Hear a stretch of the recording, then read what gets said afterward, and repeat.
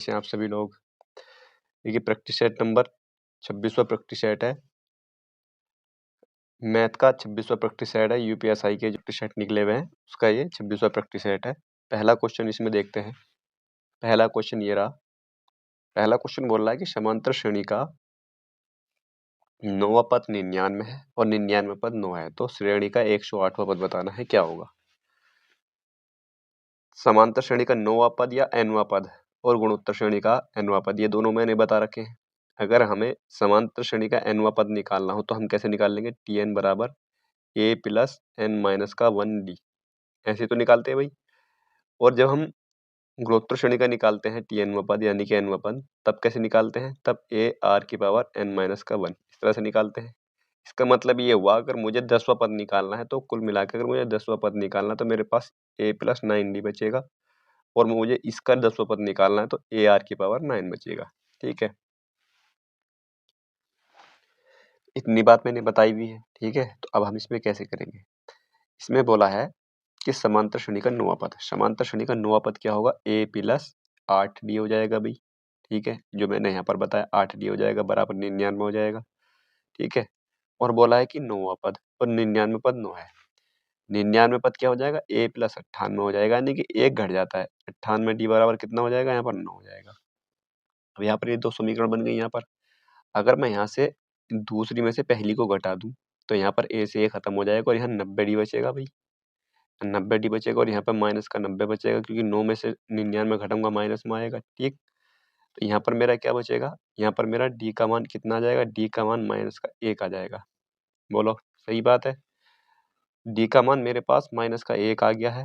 a का मान मैं निकाल सकता हूँ, d का मान मैं यहाँ रख दूंगा, माइनस का 8d हो जाएगा, और माइनस का 8d इधर जा करके प्लस में जुड़ जाएगा, यानी कि a का मान 107 आ जाएगा।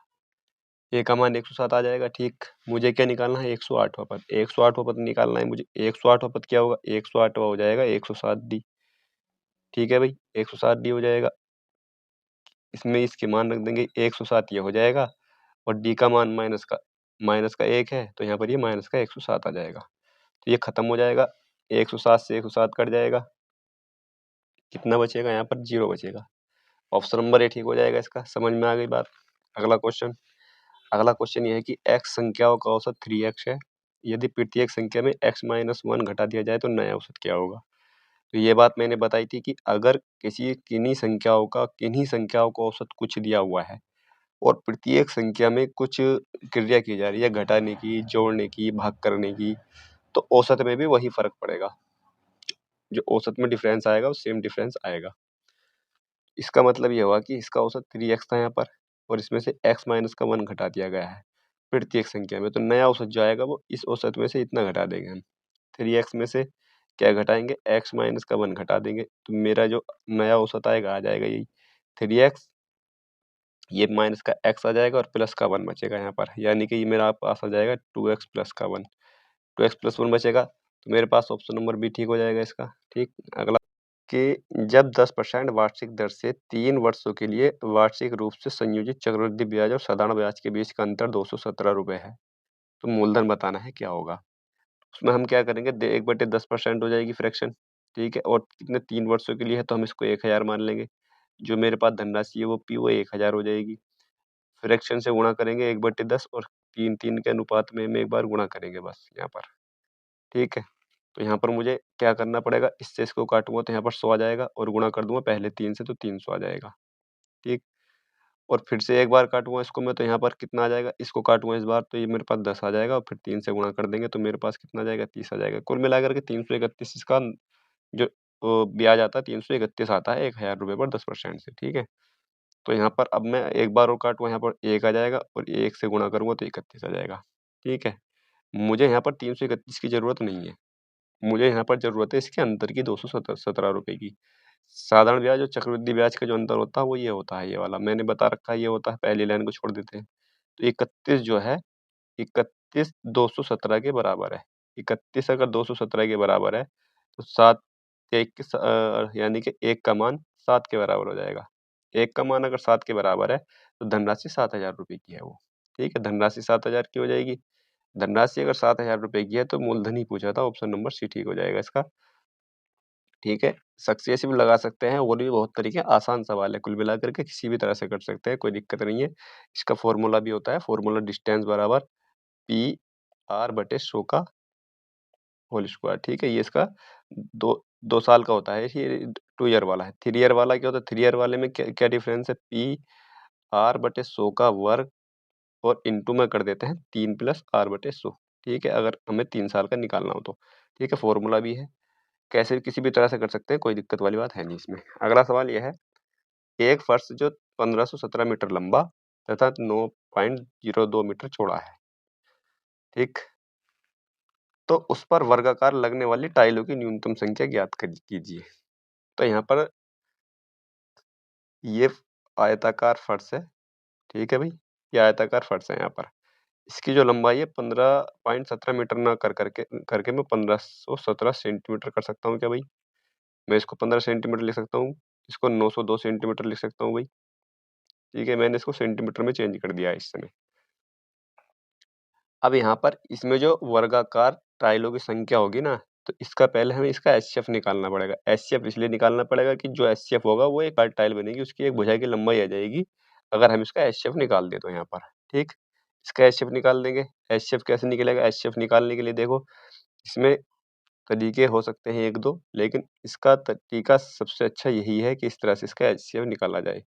1517, 902 से एक बार काटूंगा, 902 बचेगा यहाँ पर, ठीक है।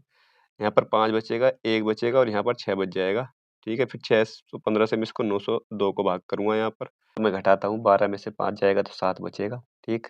और यहाँ पर 9 में से 1 जाएगा, 8 बचेगा और यहाँ पर 287 बच जाएगा, 287 बचा ये। इसको एक बार फिर से मैं 615 को भाग करूँगा 287 से, तो ये यहाँ पर 2 बार चला जाएगा। 2 सत्ते 14 का 4 आ जाएगा और 2 अट्ठे 16 और 1 17 का 7 आएगा और 2 दूनी 4 है 5, 574 आ जाएगा। इसमें से इसको घटाता हूँ मैं अगर, इसमें से इसको घटाने पर मेरा 1 आ जाएगा और यहाँ पर 4 आ जाएगा। 41 से 287 को करके मैं काटता हूँ तो ये 7 बार कट जाएगा, ठीक है। तो 41 मेरा इसका एचसीएफ आ जाएगा। यहाँ पर 41 मेरा एचसीएफ आ जाएगा इसका। कुल मिलाकर के यहाँ पर जो एचसीएफ आ गया, एचसीएफ 41 आ चुका है और 41 जो होगा वो जो वर्गाकार टाइल बनेगी उसकी एक भुजा हो जाएगी यहाँ पर। तो न्यूनतम संख्या जो होगी उसकी टाइलों की, तो इसका वर्ग यानी कि सॉरी इसका इसका क्षेत्रफल, आयत का क्षेत्रफल यानी कि आयत जो है ये फर्श जो है, फर्श का क्षेत्रफल 902 बटे आ जाएगा यहाँ पर इसका क्षेत्रफल हो जाएगा 41 गुणा 41, ठीक है। तो ये बनेगी यहाँ से संख्या। 41 से इसको काटता हूँ तो ये कितनी बार चला जाएगा, तो यहाँ से मैं अगर इसको देखता हूँ तो 41 ही का ना 41 दूनी 82 और 41 दूनी यानी कि 22 बार चला जाएगा यहाँ से ये, ठीक है। 41 से अगर मैं इसको काटता हूँ 902 को, तो ये 42 बार चला जाएगा यहाँ से। और इसको अगर मैं काटता हूँ यहाँ पर तो ये चला जाएगा यहाँ से, अगर मैं इसको 3 बार काटता हूँ 3 एकम 3 आ जाएगा और इसको अगर मैं काटता हूँ 41 से तो कितनी बार चला जाएगा ये, 7 बार चला जाएगा। यानी कि यहाँ पर ये मेरे पास बचेगा 37। इसको इससे काटता हूँ तो 37 बच रहा है। तो कुल मिला के जो मुझे गुणा करनी पड़ेगी, तो मुझे गुणा करनी पड़ेगी 22 की और 37 की। 22 की और 37 की मुझे यहाँ पर गुणा करनी पड़ेगी, मेरा आंसर आ जाएगा, ठीक है। करते हैं, गुणा करेंगे इसकी 22 की 22 की और 37 की गुणा होगी तो 7 दूनी 14 का 4 आ जाएगा, 4 सभी में है, 7 दूनी 14 और 1 15, 3 दूनी 6 और 3 दूनी 6, ये यहाँ पर 6 आ जाएगा, यहाँ पर आ जाएगा 4, ये यहाँ पर आ जाएगा 4, 5 6 11 और 6 1 7 1 8, 814 यहाँ पर आंसर आ जाएगा। ऑप्शन नंबर डी ठीक हो जाएगा इसका।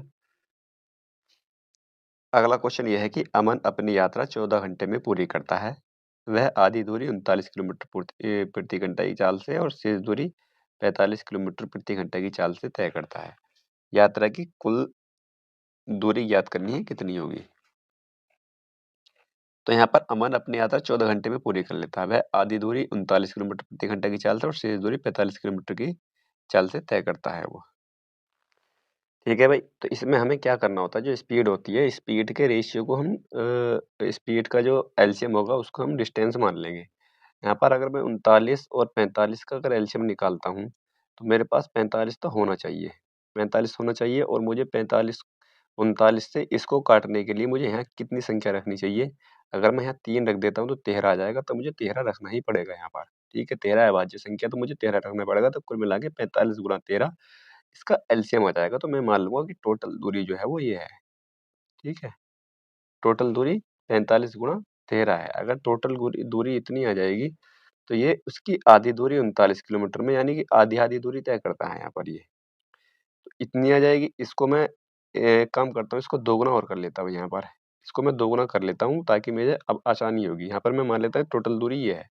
तो यहाँ पर 45 गुणा 13 जो हो जाएगी, ये आधी दूरी हो जाएगी, जिसको करता है ये 39 किलोमीटर प्रति घंटा की चाल से, और प्लस आधी ही दूरी यानी कि 45 गुणा 13 को करता है ये कितने में? ये करता है 45 की स्पीड से। तो इसको जो समय लगता है वो 14 घंटे का समय लगता है।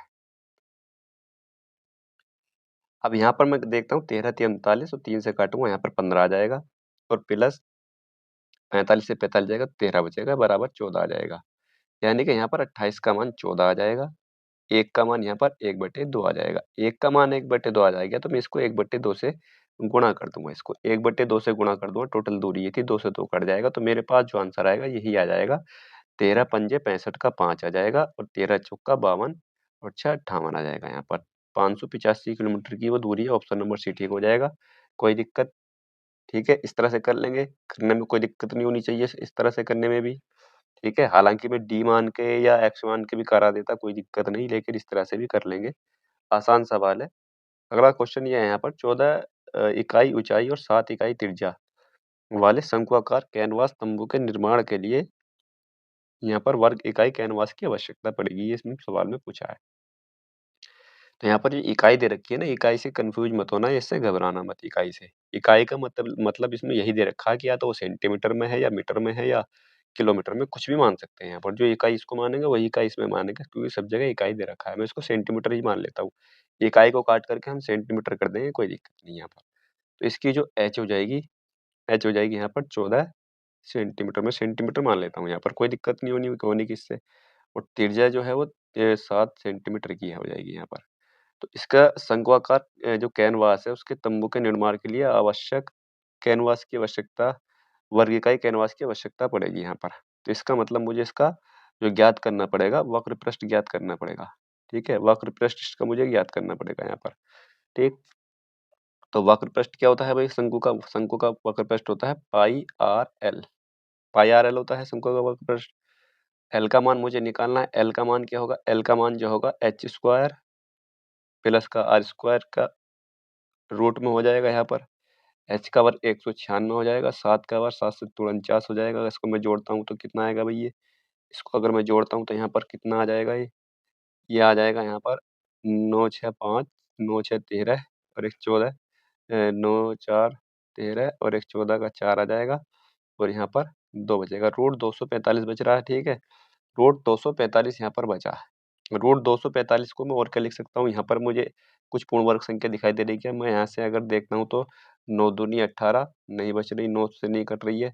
यहाँ पर अगर मैं 5 से देखता हूँ, 5 चौक 20, 5 चौक 20 और 5 नम 45 कट तो रहा था ये। ठीक है, 5 चौक 20 और 5 नहीं सॉरी, ये 49 से कट रहा था यहाँ पर ये। ठीक है, 49 गुणा 5 आ जाएगा यहाँ पर, यानी कि मैं 7 रूट 5 लिख सकता हूँ इसको। ठीक है, क्योंकि 49 जो है वर्ग रूट से बाहर आएगा, तो वर्ग मूल निकल के आएगा इसका बाहर, 7 आ जाएगा, रूट 5 बचेगा। तो इसको मैं जो लिख सकता हूँ, इसको मैं 7 रूट 5 लिख सकता हूँ। इसको मैं 7 रूट 5 भी लिख सकता हूँ। ठीक है, किसी को कोई दिक्कत? यानी कि एल का मान 7 रूट 5 आ जाएगा। अगर एल का मान 7 रूट 5 आ जाएगा तो फिर मुझे क्या ज्ञात करना है? पाई आर एल। पाई आर एल का मतलब होता है, यहाँ पर पाई तो रखना ही है, तो पाई का मुझे मान रखना ही नहीं है। आर कितना है? आर 7 है, और यहाँ पर 7 रूट 5 आ जाएगा यहाँ पर।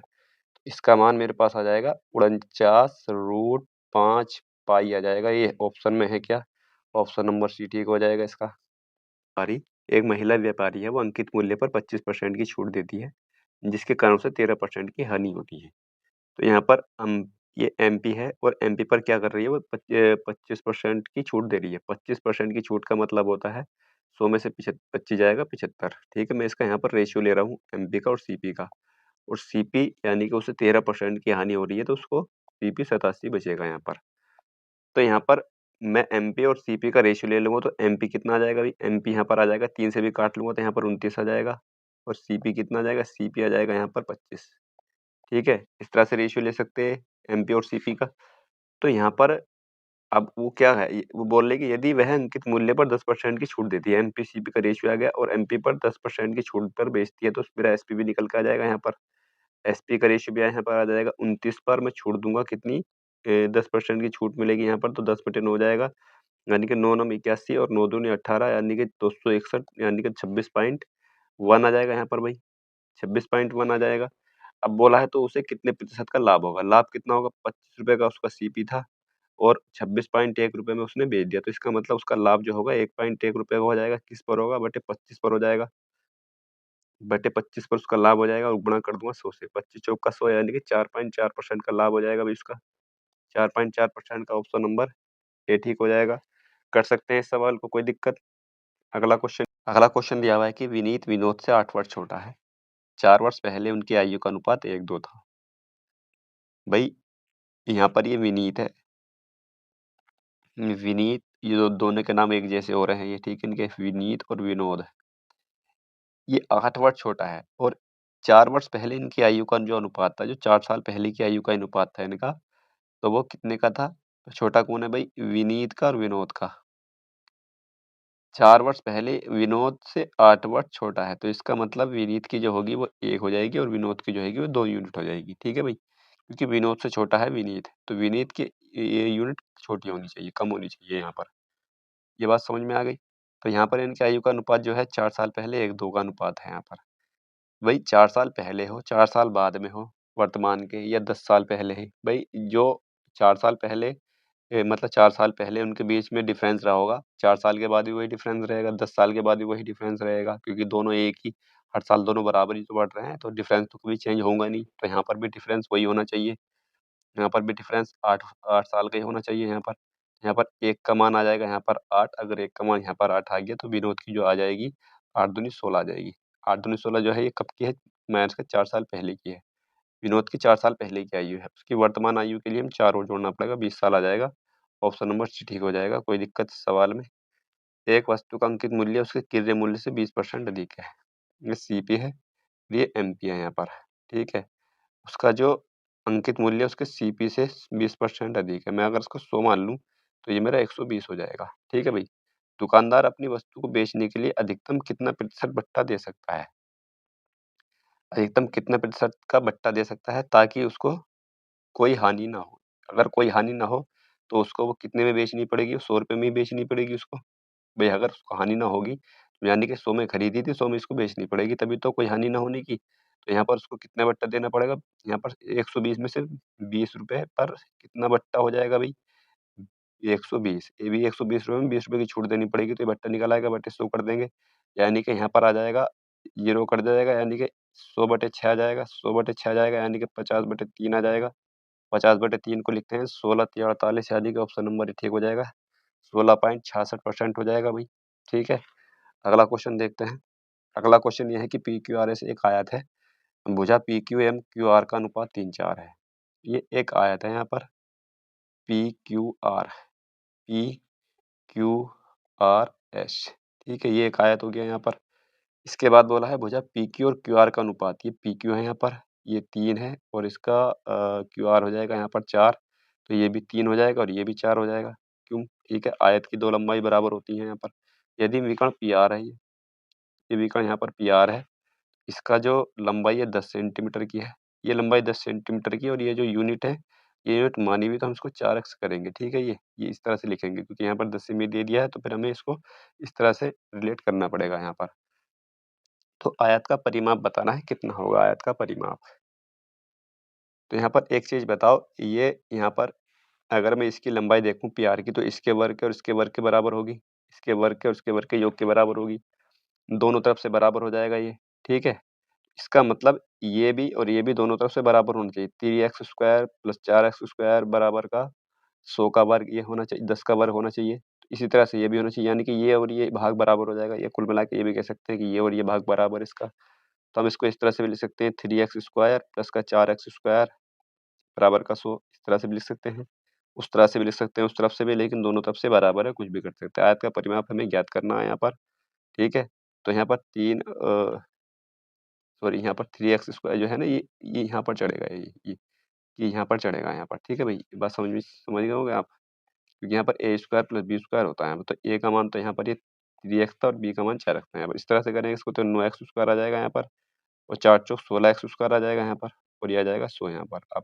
अब करेंगे यहाँ पर ये यहाँ पर हमें 10 का वर्ग रखना था, ठीक है? तो यहाँ पर आ जाएगा 25x² आ जाएगा, 25x² आ जाएगा और यहाँ पर 100 हो जाएगा। या x का मान यहाँ से 25 चौक का 100 यानी कि x का मान 2 आ जाएगा यहाँ पर, कोई बात।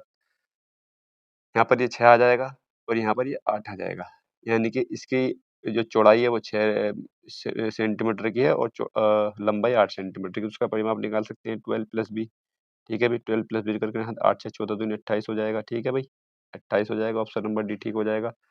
अगला क्वेश्चन ये है यहाँ पर, ए, बी और सी 3 साझेदार हैं। ए को लाभ का 9/10 भाग प्राप्त होता है। बी और सी शेष लाभ का आपस में बराबर बाँट लेते हैं। ए की आय में 270 की वृद्धि हो जाती है जब उसका लाभ 12% से 15% हो जाता है।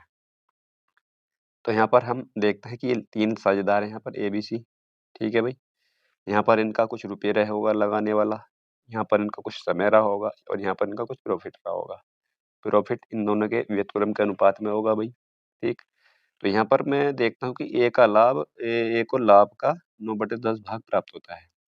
तो मैं मान लेता हूँ कि यहाँ पर लाभ जो है ₹20 मान लेता हूँ मैं। ₹20 क्यों मानूँगा? क्योंकि यहाँ पर ये बोला बी और सी को शेष लाभ आपस में। यानी कि अगर मैं 10 मानता हूँ तो 10 मान लेता हूँ, ₹1 बचेगा और ₹1 को मैं 0 पॉइंट देना पड़ेगा मुझे। तो 0 पॉइंट मुझे अच्छा नहीं लग रहा वो, तो इसलिए मैंने सीधा इसको 20 ही मान लिया यहाँ पर। तो फिर ए को कितना प्राप्त होगा लाभ का? 9/10 यानी कि ₹18 प्राप्त होगा। ₹18 में से ₹1 इसको और ₹1 इसको मिला है, क्योंकि बी और सी शेष लाभ को आपस में बाँट लेते हैं। भई 18 इसको मिल गया, बचे ₹2, 2 में से ₹1 इन्होंने बाँट लिया। वही चीज़ अगर मैं इसको 100 भी मान सकता हूँ, 100 मानने में कोई दिक्कत नहीं है, ठीक है? 100 मानूँगा तो मुझे यहाँ पर रेशियो लेना है, तो रेशियो मेरा फिर से कट के यहीं पर ही आना है, ठीक है? रेशियो मेरा कट के यहीं पर आना है, तो इसलिए मैंने 20 मान लिया, कोई दिक्कत नहीं। और यहाँ पर समय सबका बराबर है भई, ठीक है? समय सबका बराबर है, तो ये R का मान कितना होगा भई? R का मान कितना होगा? 18 होना चाहिए, क्योंकि अगर समय सबका 18 एकम 18 होता है। इसका मान 1 होना चाहिए और इसका मान भी 1 होना चाहिए, तभी यहाँ पर 1-1 आएगा यहाँ पर। ये बात आप समझ गए होंगे कैसे होता है ये भई? मैं समझा रहा हूँ, देखो इसको कुछ बच्चों को कन्फ्यूजन होगा। यहाँ पर रुपए है और यहाँ पर समय है। मैं अगर ₹2 का मैंने ₹2 लगाए 4 महीने के लिए और एक मेरा दोस्त है उसने ₹3 लगाए 5 महीने के लिए, तो हमारा जो लाभ बटेगा ना वो किस अनुपात में, 2 चौक 8 के और 3 पंजे 15 इस अनुपात में बटेगा। कुल मिला के इसकी गुणा करने के बाद ये आता है मेरे पास, ठीक है? तो मैं कह सकता हूँ कि मेरा ये जो आएगा यहाँ पर ये इससे भाग करने के बाद आएगा, यानी कि 4 से 8 को भाग दूँगा तभी मेरे पास ऊपर आएगा। यहाँ पर 18 में से 1 को भाग दिया, यहाँ पर 18 आएगा, 1 से 1 को भाग दूँगा तो यहाँ पर कोई फ़र्क नहीं पड़ने वाला है। आप समझ गए होंगे इस बात को, ठीक है भई? तो यहाँ पर ये चीज़ आ गई है। अब यहाँ पर इतना आ गया है। अब बोला है कि ए की आय में ₹270 की वृद्धि हो जाती है जब उसका लाभ 12% से बढ़कर 15% हो जाता है। यानी कि 15% से बढ़कर 12% हो जाता है उसका लाभ। यानी कि यहाँ पर 3% बढ़ गया है। 3% का मान कितना दिया हुआ है? 3% का मान दिया हुआ है यहाँ पर ₹270। 1% का मान है यहाँ पर ₹90। तो 100% का मतलब कितना हो जाएगा भई? 100% का आ जाएगा यहाँ पर ₹9000, ठीक है? 100% का मतलब हो जाएगा यहाँ पर ₹9000। इतनी बात आप समझ गए? तो ये 9000 जो आया है, तो 9000 इसकी ये जिसने रुपए लगाए थे ए ने, इसका आया है यहाँ पर। ये ए की तो आय में ही तो 270 की वृद्धि हुई थी, तो 18 का मान आया है यहाँ पर निकल के। 18 का मान जो है वो ₹9000 है यहाँ पर। यहाँ पर रुपए लगाए हैं ए ने, तो वो 9000, यहाँ पर 18 यूनिट हैं और यहाँ पर 9000 आए हैं। यानी कि 18 का जो मान है, 18 का मान 9000 के बराबर है। 1 का मान जो होगा वो 500 के बराबर होगा। इस वाले 500 के बराबर होगा 1 का मान। तो इसने कितने रुपए लगाए होंगे? इसने 500 से गुणा कर देंगे और इसको भी 500 से गुणा कर देंगे यहाँ पर। इन्होंने इतने-इतने रुपए लगाए हैं यहाँ पर, ठीक है? और इसने कितने लगाए हैं यहाँ पर? इसने लगाए हैं यहाँ पर 18 पंजे 90, यानी कि इसने ₹9000 लगाए, यहाँ पर ये 9000 है ही यहाँ पर इसके, ठीक है? तो बी और सी द्वारा निवेश की गई कुल राशि बतानी है। बी और सी की निवेश की राशि कितनी है? 1000 है, ऑप्शन नंबर बी ठीक हो जाएगा इसका, ठीक है? समझ में आ गई होगी बात। अगला क्वेश्चन यहाँ पर ये है, अगला क्वेश्चन दिया हुआ है कि ₹2400 की धनराशि 10% वार्षिक दर पर लोन पर दी जाती है। निम्नलिखित में से कौन-सा या कौन से कथन सही है यहाँ पर? अब देखो इस चीज़ के ये सवाल इस तरह से दिया हुआ है, बहुत से बच्चे इसमें 2-2 मेथड यूज़ करेंगे इसमें, ठीक है? 2-2 मेथड मेथड यूज करेंगे तब जा करके आंसर निकालेंगे। हमें ऐसे नहीं करना।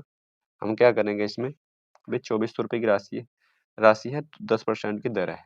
2400 रुपये की राशि है, 10% की दर है। 10% को हम क्या कर सकते हैं, 1/10 लिख सकते हैं और समय कितना है, 3 साल का। ठीक है, 3 साल का, तो 10 से इसको जब मैं भाग दूंगा 240 बचेगा। 240 को मुझे पहले 3 से भाग करना पड़ेगा, 24 या 72 आ जाएगा, 720 रुपये आ जाएगा। ठीक है भाई, यहाँ पर एक बार फिर से काटूंगा तो यहाँ पर 24 आ जाएगा और 24 को मैं फिर 3 से गुणा करूंगा तो 24 या 72 आ जाएगा। एक बार 10 से इसको गुणा करूंगा 2.4 आ जाएगा। 2.4 को 1 से गुणा करूंगा क्योंकि 3 1 के रेशियो में बांटता हूँ, तो यहाँ पर मेरा 2.4 आ जाएगा यहाँ पर। ठीक है, और इसको मैं जोड़ता हूँ तो मेरा क्या आ जाएगा, ये इसको अगर मैं जोड़ता हूँ तो 0.4 4 7 8 2 9 यानी कि 794.4 आ जाएगा। इसका मतलब मेरा जो ब्याज होना चाहिए 3 साल का ब्याज मेरा 794.4 रुपये होना चाहिए और इसमें ये भी बोल रखा है यहाँ पर। तो इसका मतलब पहला कथन तो ठीक है। आगे बोला है कि 3 वर्षों के बाद साधारण ब्याज और चक्रवृद्धि ब्याज के रूप में अंतर 75.8 रुपये का होना चाहिए। तो क्या अंतर क्या है भाई, अंतर होता है ये वाला, अंतर होता है ये वाला। मैंने बताया था अंतर ही हमेशा किसी में भी सवाल में निकाल लो, यहाँ पर ये अंतर होता है पहली लाइन को छोड़ने के बाद। तो यहाँ पर जो अंतर है वो 74.4 रुपये का है भाई, 74.4 रुपये का अंतर है। लेकिन यहाँ बोला है 75.8 रुपये का, तो इसका मतलब ये कथन गलत हो जाएगा। तो हमने देखो एक ही सवाल से दोनों ऑप्शन मतलब दोनों कथन निकाल लिए। लेकिन मैक्सिमम बच्चे, वो बहुत से बच्चे होंगे जो और मेथड से भी वो कर सकते हैं, लेकिन बहुत से बच्चों ने इसमें 2 तरीके लगाए होंगे। जो इसीलिए बोलता हूँ कि तरीका एक ऐसा अपनाओ कि जो लगभग सभी सवालों में मतलब सभी कॉन्सेप्ट में लग जाए वो हमारा। तो यहाँ पर हो जाएगा केवल कथन एक सही है, ऑप्शन नंबर बी ठीक हो जाएगा इसका। अगला क्वेश्चन ये है, ए और बी मिलकर एक कार्य को 12.5 दिनों में पूरा कर सकते हैं।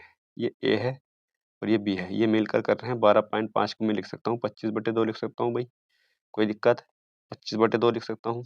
बी और सी मिलकर उसी काम को, बी और सी हैं, ये मिलकर के करते हैं 18.75 दिनों में। 18.5 को क्या लिख सकता 75 को क्या लिख सकता हूँ भाई?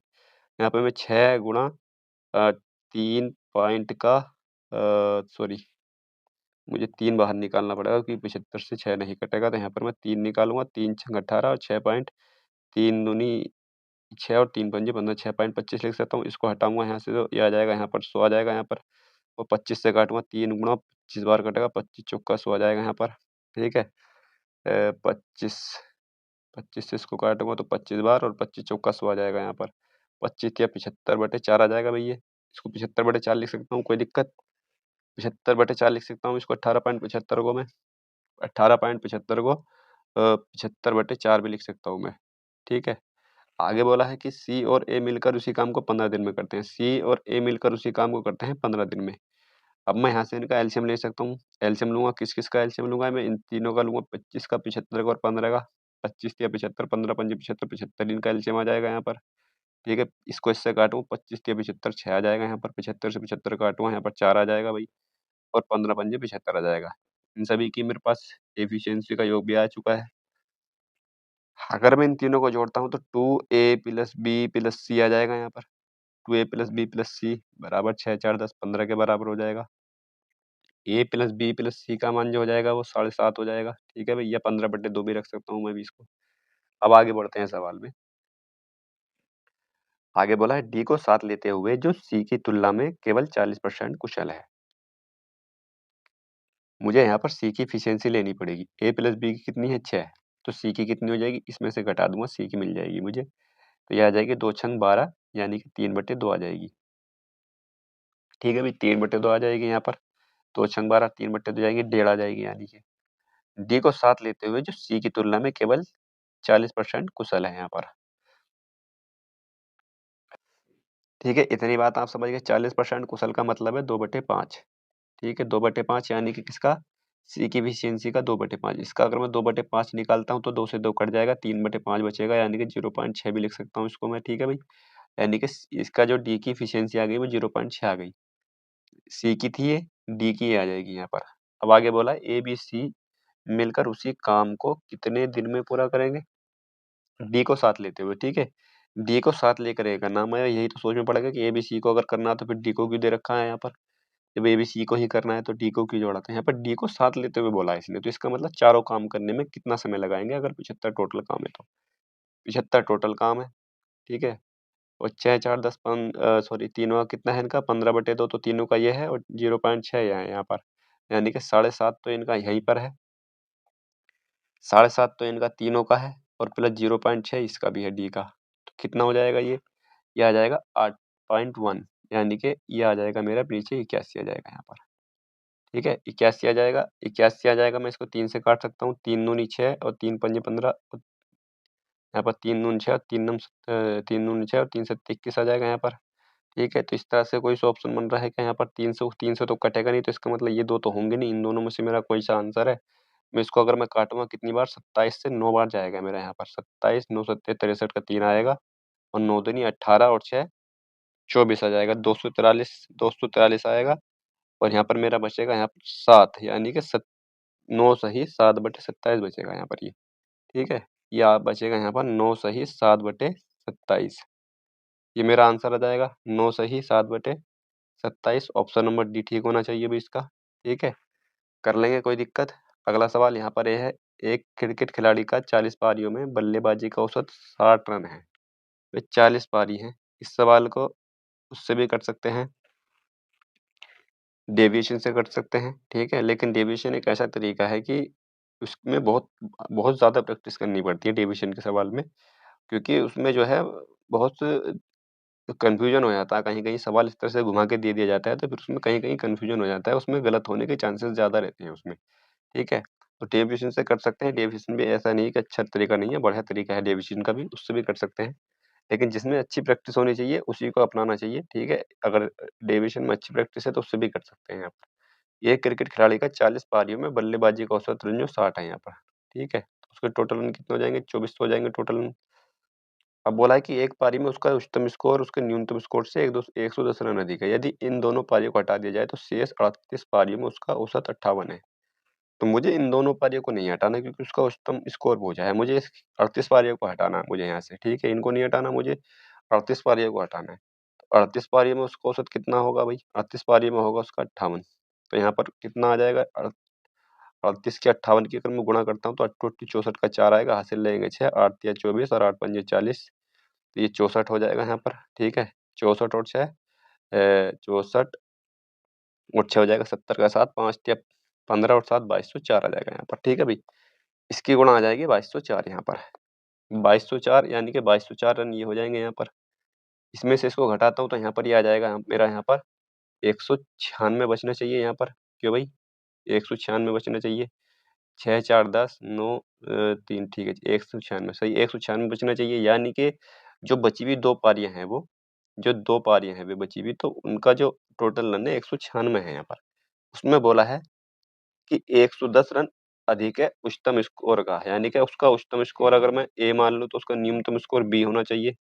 ये मैं मान सकता हूँ अपनी तरफ से। ठीक है, उसमें से एक कितना अधिक है? 110 अधिक है, यानी कि जो ये बड़ा वाला है छोटे वाले से 110 रन अधिक है यहाँ पर। इतना मैं कर सकता हूँ और दोनों का योग 196 है इनका। ठीक है, दोनों का योग इनका 196 है। इतना मैं कर सकता हूँ, कोई दिक्कत। यहाँ पर अगर मैं जोड़ता हूँ तो 2a आ जाएगा यहाँ पर, ये आ जाएगा यहाँ पर 6 आ जाएगा, 306 आ जाएगा यहाँ पर। ए का मान कितना आ जाएगा यहाँ पर? ए का मान आ जाएगा 2 एकम 2, 2 पंजे 10, 2 तिया 6, यानी कि 153 तो आ जाएगी उसकी ए, यानी कि बड़ी वाली जो पारी है तो उसकी 153 ही है यहाँ पर। ठीक है भाई?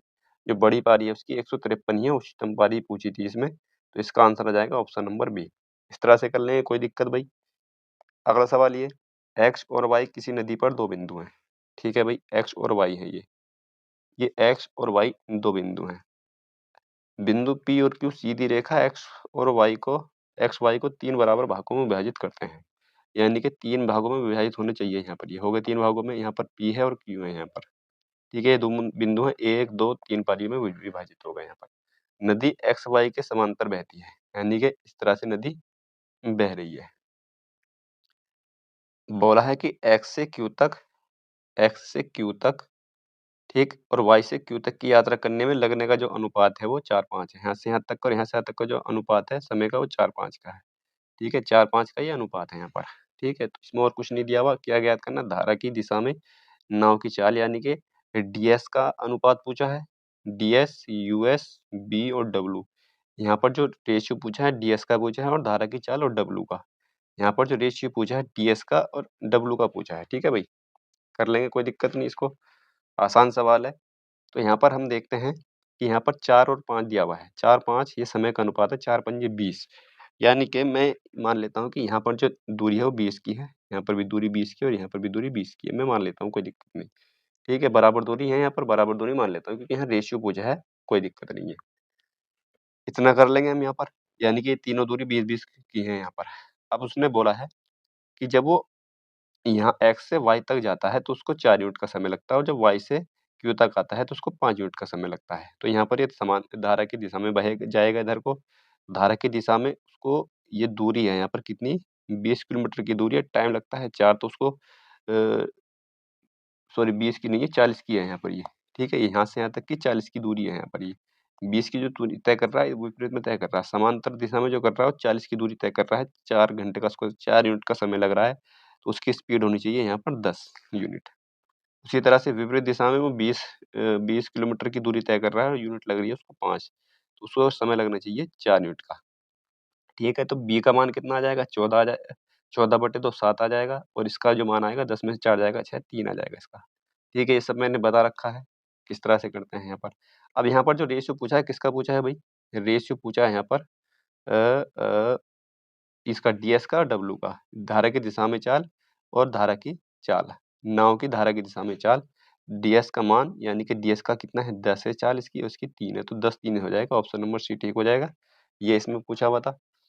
ठीक है भाई, कोई दिक्कत, कर लेंगे इसको इस तरह से। अगला सवाल यह है यहाँ पर, निम्नलिखित में से कौन सी संख्या 4, 81, 355 को विभाजित करती है यहाँ पर।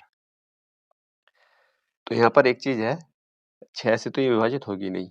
ठीक है, या तो 15 से है, 3 से है या 5 से है। 15 से नहीं देखूंगा मैं, क्योंकि मुझे 3 से और 5 से देखनी पड़ेगी। अगर 3 में से यानी कि इन दोनों से विभाजित है तो फिर इनसे भी विभाजित होगी वो। इनमें से अगर एक से किसी एक से विभाजित हो रही है, एक से नहीं हो रही, तो फिर 15 से नहीं होगी। ठीक है भाई, ये बात क्लियर हो गई यहाँ पर। तो मुझे यहाँ पर देखना पड़ेगा कि 3 से विभाजित है क्या ये। भाई 5 से तो मुझे लग रहा है कि 5 से तो विभाजित है और यहाँ पर 5 लास्ट में आ रहा, तो 5 से तो विभाजित है ये। 3 से देखता हूँ मैं यहाँ पर, अगर 3 से भी विभाजित हुई तो फिर वो 15 से विभाजित होगी, फिर 5 ही गलत हो जाएगा इसका। 3 से देखता हूँ यहाँ पर, 4 8 4 12 13 और 3 16 और 5 21 और 5 26, यानी कि 26 जो है, 26 3 से विभाजित नहीं, तो इसका मतलब 3 से विभाजित नहीं है, केवल डी ऑप्शन नंबर 5 हो जाएगा इसका, केवल 5 से विभाजित है ये। अगला क्वेश्चन देखता हूँ। अगला क्वेश्चन ये है कि एक खाली भंडारण टैंक में 58 लीटर पेट्रोल डालने के बाद यह 1% खाली रह गया। यानी कि जब 58 लीटर पेट्रोल डाला था तो 1% खाली रह गया था वो। तो कुल मिलाकर के जो 58 लीटर है ना, वो तो 99% के बराबर है। यानी कि जब 99% इसमें डाला गया तो 98 लीटर पेट्रोल डाला गया था, यानी कि 99% भर दी गई थी वो। समझ में आ गई बात, 99% भर दी गई थी वो, 1% खाली रह गई थी यहाँ पर। तो खाली कब रह गई थी, उसमें 58 लीटर डाल दिया गया था। ये बात समझ में आ गई, यानी कि 99% का मान 58 है। तो मुझे क्या याद करना, भंडारण टैंक में भरने के लिए उसमें कितना पेट्रोल, यानी कि टोटल इफिशियंसी उसकी याद करनी है, टोटल क्षमता ज्ञात करनी है, सॉरी। ठीक है, टोटल क्षमता उसकी ज्ञात करनी है। तो यानी कि मुझे 100% का मान ज्ञात करना होगा। 99% का मान अगर 58 है तो 100% का मान कितना हो जाएगा, बटे 99 आ जाएगा, बटे 99 आ जाएगा यहाँ पर। ठीक है, अब मुझे ये कैलकुलेट करना पड़ेगा, 3 से कट रहा है क्या, 3 एकम 3, कुछ नहीं कट रहा है, मुझे 99 से डायरेक्ट काटना पड़ेगा। और यहाँ पर ऑप्शन भी नहीं है, जो मैं ऑप्शन देख करके मैं इसको काट सकता था यहाँ पर। ठीक है, तो इसको आप कर सकते हैं, कर लेंगे, कोई दिक्कत इसको। अगला क्वेश्चन ये है कि डीजल की कीमत में 26% की वृद्धि होती है यहाँ पर। डीजल की कीमत में 26% की वृद्धि होती है, इसको भी दो तरह से कर सकते हैं, कोई दिक्कत नहीं है यहाँ पर। ये इसकी कीमत है, इसका प्राइस है। 26% मान ले तो 100, इस समय जो इसका प्राइस है वो 100 रुपये है। इसकी कीमत में 26% की वृद्धि होती है, 126 हो जाएगा ये। ठीक है, एक व्यक्ति अपने डीजल के व्यय में 15% की वृद्धि करना चाहता है। वो वृद्धि करना चाहता है 15% की, 115 करना चाहता है। ठीक है, तो उसको जो है खपत को कितने प्रतिशत कम करना पड़ेगा, खपत को कितने प्रतिशत कम करना पड़ेगा, उसको 11 कम करना पड़ेगा। यहाँ से 11 कम करना पड़ेगा कितने पर, 126 पर। 126 पर कम करना पड़ेगा गुणा 100। ठीक है, इस तरह से करेंगे, जो भी आंसर आएगा आ जाएगा। एक तरीका इसका यह है करने का। लेकिन यहाँ पर देखो, अगर देखा जाए तो यहाँ पर कोई बच्चों की खोपड़ी में नहीं उतरेगा कि यहाँ पर इसको कम किया गया था VI को, और यहाँ पर ये इसकी आय दी हुई थी। ऐसा क्यों हुआ, ऐसा इसलिए हुआ, मैं बता रहा हूँ। इसका दूसरा तरीका बताऊंगा, समझ में आ जाएगा कैसे हुआ ये। तो यहाँ पर मैं देखता हूँ, तो यहाँ पर जो पिराइज होता है ना, पिराइज मैंने बता रखा है भाई, साझेदारी वाले में एक चीज बता रखी थी मैंने, वो इसमें बता रहा हूँ, सेम वही चीज अप्लाई करनी है। जो पिराइज होगा और दूसरा जो इसका खपत होगी, यानी कि कंज्यूम होगा, तो किसके अनुक्रम के अनुपात में होता है भैया? वो होता है इसके व्यय के, यानी कि एक्सपेंडिचर के। यहाँ पर ये बात समझ में आ गई? यही तो हम करते हैं, यानी कि यहाँ पर अगर मान लिया 5 है और यहाँ पर 2 है तो ये 10 हो जाएगा यहाँ पर गुणा होकर के। इसी तरह तो हम करते हैं भाई, इसी तरह तो करते हैं। अगर मान लिया यहाँ पर ये नहीं दे रखा है, केवल ये चीज़ दे रखी है, यहाँ पर 5 है, यहाँ पर 3 है और यहाँ पर 7 मान लेते हैं। तो ये इसका मान कैसा आएगा? इस 7 की 5 में गुणा कर देंगे 15 आ जाएगा, इसकी इसमें गुणा कर देंगे 30 आ जाएगा। ठीक है? तो इसका मान भी आ जाएगा निकल के। इस तरह से करते हैं हम। ठीक है? समझ में आ गई होगी बात। तो हम कैसे करेंगे इस सवाल को? इसी तरह से कर सकते हैं। कुल मिलाकर के ये तरीका, हालाँकि लग सकता है कि इसमें 1-2 सेकंड कैलकुलेशन करने में फालतू हो जाए, लेकिन तरीका वो अपनाना चाहिए जिसमें हमें कुछ समझ हासिल होती हो। तो यहाँ पर दिया हुआ है कि प्राइस है और यहाँ पर इसका कंज़्यूम है और यहाँ पर ये इसका एक्सपेंडिचर आ जाएगा। ठीक है? जिस तरह से हम साझेदारी में करते हैं। तो यहाँ पर इसकी 26% की वृद्धि होगी। 26% का मतलब होता है 13%, यानी कि 13/50। ठीक है भई? यानी कि उसका अगर पहले मूल्य ₹50 का था, तब ₹63 का हो गया है। समझ में आ गई बात? कंज़्यूम को, यानी कि उसका जो खपत है उसको देखना है कितने प्रतिशत कम करना चाहिए उसे, तो ये हमें यहाँ निकालना पड़ेगा। लेकिन यहाँ पर एक्सपेंडिचर का दिया हुआ है 15% की वृद्धि। 15% का मतलब होता है 3/20, यानी कि अगर उसकी जो खर्च है ₹20 का, तो 23 हो जाता है। ठीक है? ये 2 चीज़ें हमारे पास आ गई यहाँ पर। तो मेरे पास ये कैसा आएगा? इसकी मैं यहाँ गुणा करूँगा, क्यों भई? यही तो गुणा करनी पड़ती है। 23 से इसको गुणा करूँगा तो यहाँ पर 50 गुणा 23 आ जाएगा। ठीक है? अभी मैं गुणा नहीं कर रहा हूँ क्योंकि कुछ कट सकता है। इसकी मैं यहाँ पर गुणा करूँगा तो 20 गुणा 63 आ जाएगा। तो इसका मतलब यहाँ पर दोनों मान आ गए ये। ठीक है? इस 0 से 0 काट दूँगा तो यहाँ पर 5 तिया, अब जो यहाँ पर आएगा ये, हालाँकि मैं इसको यहाँ पर काट सकता हूँ, थोड़ा पेन गड़बड़ करता है मेरा ये। तो यहाँ से 0 से 0 काट दूँ तो 5 तिया 15 आ जाएगा और 5 दूनी 10, 10 और 1 11, 115 आ जाएगा और ये आ जाएगा यहाँ पर 63 दूनी 126। तो यही मान पहले भी आए थे मेरे, क्यों भई? यही मान पहले भी आए थे। अब यहाँ पर इसको कितने कम करना होगा भई? कितना कम करना होगा? यहाँ पर 11 कम करना होगा। किससे कम करना होगा? 126 से कम करना होगा। पहले भी यही आया था, अब भी यही आया है, तो ठीक है, इस तरह से आया था ये। तो इस तरह से कर सकते हैं, यहाँ से इसका मान निकाल सकते हैं। 5 से नहीं कटेगा, 2 से कटेगा, 2 पंजे 10 आ जाएगा, 2 छंग 12, 2 तिया 6, यानी कि 11 पंजे 55, 550 को मुझे भाग करना पड़ेगा 63 से। 550 को मुझे 63 से भाग करना पड़ेगा, कितना आएगा भई? ये मैं अगर उसको 8 बार काटता हूँ, 8 भी है और 9 भी है यहाँ पर। कोई एक देख सकते हैं, कोई कितने से कट रहा है, वही मेरा आंसर आ जाएगा। अगर 8 से काटता हूँ, पहले 9 से देखता हूँ, 9 तिया 27 का 7 आ जाएगा, 9 छंग 54 आ जाएगा। तो इसका मतलब मेरा आंसर जो होगा ऑप्शन नंबर, यानी कि 7 भी है यहाँ पर, 8 से देख सकता हूँ काट करके। ठीक है? 8 से देखता हूँ यहाँ पर तो कितना बचेगा, 8 तिया 24 और 8 छंग 48, 48 और 2 50, 504 आ जाएगा यहाँ पर। तो इसका मतलब ऑप्शन नंबर सी ठीक होना चाहिए भई। ऑप्शन नंबर सी ठीक हो जाएगा यहाँ पर। अगला क्वेश्चन ये है कि एक टैंक को भरने के लिए 2 पाइप हैं। दोनों मिलकर टैंक को 15 मिनट में भर सकते हैं। भई 2 पाइप हैं, ए है और बी है। ठीक है? दोनों मिलकर भर सकते हैं उसको 15 मिनट में। बोला है कि यदि एक पाइप दूसरे पाइप से 1.5 गुना तेज़ी से टैंक को भरता है, यानी कि एक पाइप ए है और दूसरा बी है, इनकी एफिशिएंसी देखिए, अगर एक की 2 है तो एक की 3 होनी चाहिए। क्योंकि 1.5 गुना तेज़ी से बढ़ता है ना, तो एक की 2 होनी चाहिए, एक की 3 होनी चाहिए। ठीक है? अब हमें इसमें ये नहीं देखना कि इसमें मुझे 2 कहाँ रखना है, 3 कहाँ रखना है। कोई दिक्कत नहीं, कहीं भी रख सकते हैं, इसमें ऐसा कुछ पूछा नहीं है। यदि एक पाइप दूसरे पाइप से 1.5 गुना तेज़ी से टैंक को भर सकता है, तो तेज़ पाइप अकेले टैंक को भरने में कितना समय लगेगा? तेज़ वाला पाइप ये है, ठीक है? तेज़ वाला पाइप ये है, टोटल टंकी कितनी है 15, तो 5 कितना निकलेगा यहाँ पर? ये ले, अच्छा सॉरी, यहाँ पर ये 1 मिनट, अभी 1 मिनट। यहाँ पर जो दिया हुआ है, यहाँ दोनों की एफिशिएंसी आ गई 2 और 3 की। तो यहाँ पर देखता हूँ तेज़ पाइप अकेले टैंक को, ये तो इनकी दोनों की क्या थी भई, यहाँ पर दोनों का काम था कि कितने काम में कर रहा है। तो यहाँ पर टोटल काम कैसे निकलेगा भई? टोटल निकलेगा 15 गुणा इन दोनों की एफिशिएंसी का योग, कितना है 5, यानी कि 15 पंजे 75 टोटल काम है यहाँ पर। ठीक है? ये 15 जो है, 15 ये है कि दोनों मिलकर उस काम को कर सकते हैं। कुल मिला के ये था यहाँ पर ये। तो यहाँ पर अब जो तेज़ वाला पाइप कौन-सा है? 3 है, तो इसको इससे भाग कर देंगे, 3 पंजे 15, 5 पंजे 25 मिनट में। ठीक है? 25 मिनट में भर सकता है, ऑप्शन नंबर बी ठीक हो जाएगा। समझ में आया कि नहीं? दोबारा बता रहा हूँ, एक बार गड़बड़ हो गई थी इसमें। तो यहाँ पर मैंने बोला कि एक टैंक को भरने के लिए 2 पाइप हैं, एक ए है और एक बी है यहाँ पर। दोनों भरते हैं, दोनों मिलकर अगर भरते हैं तो 15 मिनट में भर देते हैं, यहाँ पर इतना दे रखा था। एक पाइप दूसरे पाइप से 1.5 गुना तेज़ी से भर सकता है, यानी कि एक पाइप बी है, दूसरा ए है, एक पाइप बी है, यानी कि एक है तो दूसरा जो है डेढ़ गुना मतलब 3/2 यही तो होता है, तो इसको 2 या 3 भी रख सकते हैं, ठीक है? 2 या 3 भी रख सकते हैं, इसीलिए मैंने रख दिया था कहीं भी। चलो मैं इधर ही रख रहा हूँ, कोई दिक्कत नहीं है यहाँ पर, इधर भी रख लो, आंसर मेरा आ जाएगा क्योंकि इसमें कुछ नहीं पूछा है इसमें। अब इसमें बोला है कि तेज पाइप अकेले टैंक को, टैंक कितना होना चाहिए? भई दोनों मिलकर भरते हैं 15 मिनट में, तो इनकी एफिशिएंसी कितनी है? 5 हो जाएगी टोटल, तो टोटल टैंक ये है यहाँ पर 75 का। मुझे भरवाना है तेज वाले से, तेज वाला ये है ए, इसको मैं 3 से भाग कर दूँगा, 3 आ जाएगा, 3 पंजे 15, 25 मिनट आ जाएगा, इस तरह से हो जाएगा। अगला यह है कि एक 3 अंक की संख्या इस प्रकार है कि इकाई-अंक, दहाई-अंक, सैकड़ा-अंक 2, 3 है। यहाँ 2, 3 और 4 के अनुपात में ही इकाई, दहाई, सैकड़ा का यहाँ पर रेशियो। इकाई का अंक, दहाई का अंक, दहाई का अंक और सैकड़ा, ठीक समझ में आ गई बात?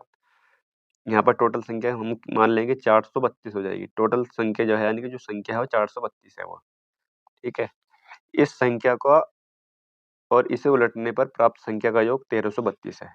अगर मैं इसको उलट दूँ तो ये 234 हो जाएगी। इनका योग कितना दिया हुआ है? योग 1332 दिया हुआ है। अगर इसको मैं जोड़ता हूँ तो यहाँ पर ये 6, 6, 6 आ जाएगा। 666 का मान 1332 आ जाएगा भई, ठीक है? यानी कि 1 का मान 2 आ जाएगा यहाँ पर, 1 का मान 2 आ जाएगा। तो अंकों को उलटने से प्राप्त संख्या के बीच का अंतर बताना है। अंतर कितना भई इनके बीच का? अंतर आ जाएगा यहाँ पर 12 में से 4 जाएगा, 8 बचेगा और यहाँ पर 9 आ जाएगा, यानी कि 198 आ जाएगा इनका अंतर। 1 का मान 2 है तो 2 से गुणा कर दूँगा यहाँ पर। 2 अट्ठे 16, 2 नम 18 और 1 19, 2 एकम 2 और 1 3, यानी कि 396 आ जाएगा ऑप्शन नंबर बी। ठीक है, कोई दिक्कत? अगला क्वेश्चन ये है, ए, बी और सी की मासिक आय 2, 3 2, 9, 3 के अनुपात में है। यहाँ पर इनकी इनकम है। इनकम कितने अनुपात में है? 2, 9 और 3 के अनुपात में है। ए, बी, सी की ये ए है, बी है और ये सी है, ठीक? यहाँ पर इनका खर्चा एक्सपेंडिचर किस अनुपात में है? 3, 9 और 5 के अनुपात में है यहाँ पर। कोई दिक्कत?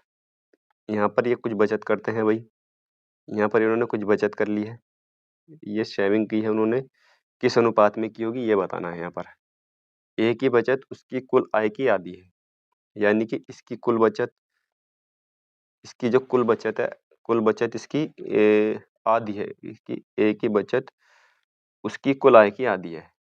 मान लेंगे कि इसकी कुल आय जो है ₹2 की है। कुल आय जो इसकी ₹2 की है तो उसकी बचत कितनी हो जाएगी? ₹1 की हो जाएगी। ₹1 की उसका खर्च हो जाएगा ए का, ठीक है भई? अब यहाँ पर इतनी बात समझ में आ गई?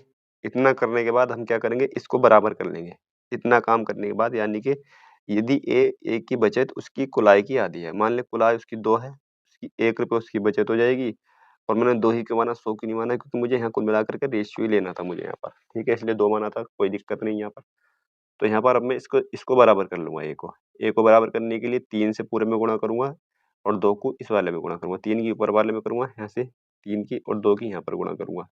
तो कुल मिला के 2 से 2 तो कट रहा है यहाँ पर ये। मेरे पास केवल 3 बच रहा है, 3 से यहाँ पर गुणा कर दूँगा। 3 दूनी 6 आ जाएगा ये, ठीक है भई? 3 नम 27 आ जाएगा ये और 3 तिया 9 आ जाएगा यहाँ पर ये। 2 से इसको 2 तिया 6 आ जाएगा यहाँ पर ये। 2 नहीं बचा, यहाँ पर 1 बचा है केवल अब यहाँ पर, क्योंकि 2 से 2 तो कट ही गया था ये, ठीक है? ये 2 से 2 तो यहाँ पर कट ही गया था ये, तो मेरे पास 1 बचा है यहाँ पर। 1 से यानी कि अब 1 से तो ये सेम ही रहेगा, कोई दिक्कत नहीं है यहाँ पर। अब जो इनकी सेव रहेंगी, 6 में से 3 जाएगा, 3 बचेगा, 27 में से 9 जाएगा, 18 बचेगा और 9 में से 5 जाएगा, 4 बचेगा। तो इनका जो रेशियो आएगा ऑप्शन नंबर सी ठीक हो जाएगा। इस तरह का सवाल पहले भी आया था, आपने देखा होगा, कोई दिक्कत नहीं है, ठीक है? एक बार दोबारा देख सकते हैं इसको। अगला सवाल ये है, अगला क्वेश्चन ये दिया हुआ है कि एक्स का मान ज्ञात करना है इसमें। यहाँ से देख रहा हूँ तो यहाँ पर 2 से कट रहा दोनों ये। ये 4 बटे कर सकता हूँ इसको डायरेक्ट, 4 बटे एक्स माइनस का 3 आ जाएगा ये और बराबर 2 तिया 6, एक्स प्लस का 5 आ जाएगा, इतना मैं कर सकता हूँ भाई। तो इनकी मैं क्रॉस मल्टीप्लाई कर दूँगा, 4x आ जाएगा, 4 पंजे 20 आ जाएगा, बराबर 3x माइनस का 9 आ जाएगा यहाँ पर।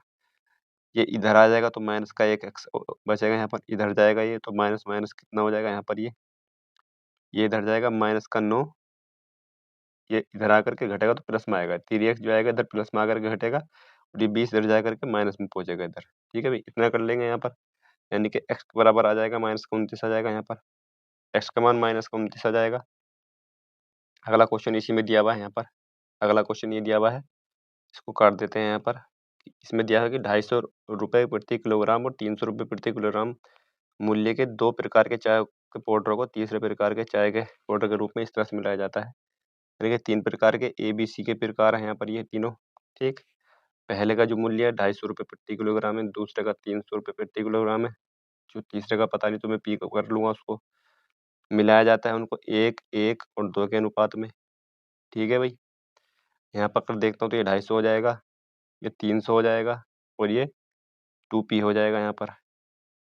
और बोला है कि यदि मिश्रण का कुल मूल्य कितना है 350, टोटल मिश्रण किस अनुपात में मिला, 2 और 1, 3 और 1, 4 के अनुपात में मिला, तो टोटल कितना हो जाएगा 4 गुणा 350 आ जाएगा यहाँ पर, ठीक है भाई। इसको जोड़ता हूँ तो 550 आ जाएगा, ये 550 ही आ जाएगा ना, 550 आ जाएगा प्लस 2P बराबर बचेगा यहाँ पर 4 गुणा 350 बचेगा यहाँ पर। यहाँ से मैं इसको इधर ले आकर घटा सकता हूँ, या इसको 2 दूनी 4, 2 सत्ते 14, 2 पंजे 10 प्लस P बराबर 35 दूनी 70, 700 भी कर सकता हूँ। P का मान कितना आ जाएगा, 700 में से 275 घटाऊंगा 425 आ जाएगा भाई। ऑप्शन नंबर भी ठीक हो जाएगा इसका। अगला क्वेश्चन ये है कि एक समांतर श्रेणी में पहला पद 7 है और तीसरा पद 28 है, तो दूसरा पद क्या होगा। जब इस तरह से क्वेश्चन दिया हुआ होता है कि पहला पद, दूसरा पद, तीसरा पद तक दिया हुआ होता है, तो मैं 3, 4, 5 तीनों बताए थे यहाँ पर, ठीक है। तो यहाँ पर अगर 3 पद अगर हम माने समांतर श्रेणी के, तो 3 पद A माइनस का D, A और A प्लस D हो जाएंगे भाई, अगर हम 3 पद समांतर श्रेणी के मान लें। इसमें बोला है कि पहला पद 7 है, ठीक है, पहला पद 7 है, यानी कि A माइनस D का मान कितना दिया हुआ है, A माइनस D का मान यहाँ पर 7 दिया हुआ है। और बोला है कि तीसरा पद 28 है, तीसरा पद A प्लस D, यानी कि A प्लस D का मान कितना है, A प्लस D का मान यहाँ पर 28 है। दोनों को अगर जोड़ते हैं यहाँ पर, तो ये 2A आ जाएगा और यहाँ पर ये आ जाएगा 35, यानी कि A का मान यहाँ पर 17 दूनी 34, 17.5 आ जाएगा भाई, ठीक है। 17.5 आ जाएगा, तो दूसरा पद क्या है, दूसरा पद A है, तो A का मान मुझे याद करना था, ऑप्शन नंबर A ठीक हो जाएगा इसका। कोई दिक्कत, मैंने तीनों बताए थे, 3, 4 भी पूछ सकता है और 5 भी पूछ सकता है। 52 ताश की अच्छी तरह से फेंटी हुई गड्डी में से 3 ताश खींच ले जाते हैं, उनमें से प्रत्येक के गुलाम होने की प्रायिकता ज्ञात करनी है, ठीक है भाई। गुलाम होने की प्रायिकता उसमें ज्ञात करनी है। तो 52 ताश की अच्छी तरह से फेंटी हुई गड्डी है, तो यहाँ पर मैं देखता हूँ कि इसकी जो टोटल प्रायिकता होगी, जो संभावना होगी, टोटल कितनी हो जाएगी, टोटल हो जाएगी 52 C, और कितने 3 पत्ते खींच लिए जाते हैं, ठीक है। उसमें से 3 पत्ते खींच लिए जाते हैं, तो 52C3 हो जाएगी भाई, 3 पत्ते खींचे जाते हैं, टोटल प्रायिकता ये होगी। और उनमें से प्रत्येक के गुलाम होने की प्रायिकता याद करनी है, तो गुलाम होने की प्रायिकता क्या होगी भाई, गुलाम के 4 पत्ते होंगे, ठीक है, और खींचे कितने गए हैं, 3 खींचे गए हैं, तो ये प्रायिकता होनी चाहिए उसकी। बात समझ में आ गई यहाँ पर। इसको करने का तरीका ये होता है कि इसमें फॉर्मूला यूज करने की जरूरत नहीं है, फॉर्मूला भी बनाते हैं कुछ। तो मैं इसको देखो कैसे करेंगे, यहाँ पर 4C3 है यहाँ पर, तो मैं क्या करूँगा, 4, जैसे यहाँ पर 3 है, तो 4 को मैं 3 बार करूँगा यहाँ पर, जो फैक्टोरियल 4 होता है ये, फैक्टर 4 को मैं 3 बार तक लेके जाऊँगा बस यहाँ पर, ठीक है, 3 बार ले गया, और बट्टे में 3 को रिवर्स कर दूँगा मैं इसको बस, 3 को यहाँ से इसको रिवर्स कर दूँगा, 3 को रिवर्स कर दूँगा, 3 गुणा 2 गुणा 1 पूरा, ठीक है।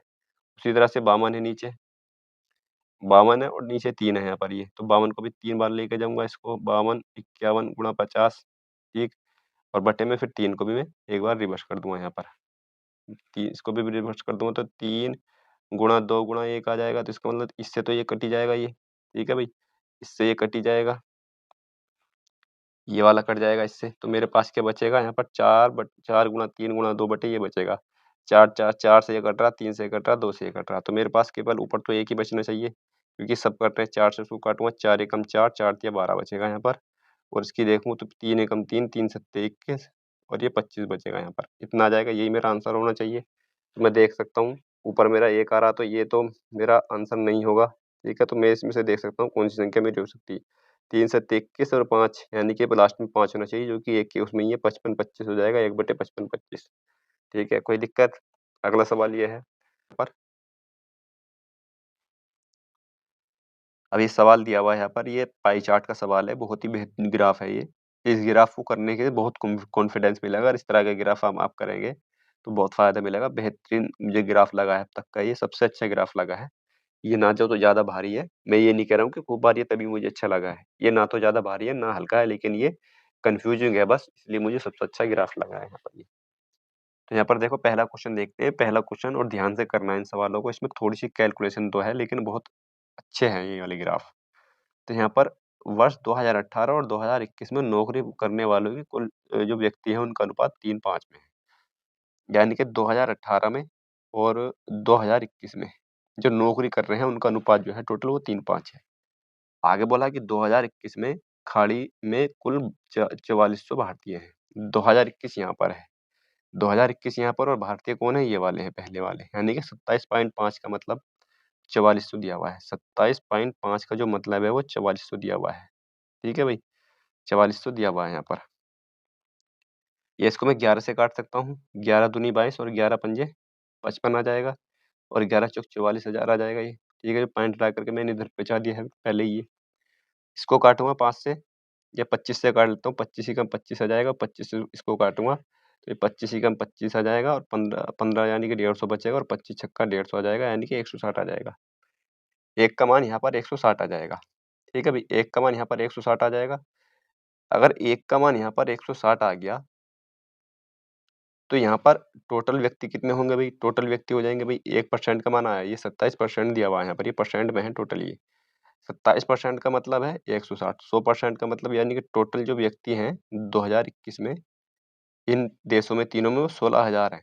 ठीक है? और यहाँ पे दे रखा था कि 2018 और 2021 में नौकरी करने वालों की कुल व्यक्तियों की संख्या 5, 3 और 5 के अनुपात में, यानी कि 5 का मान भी कह सकता हूँ इसको मैं।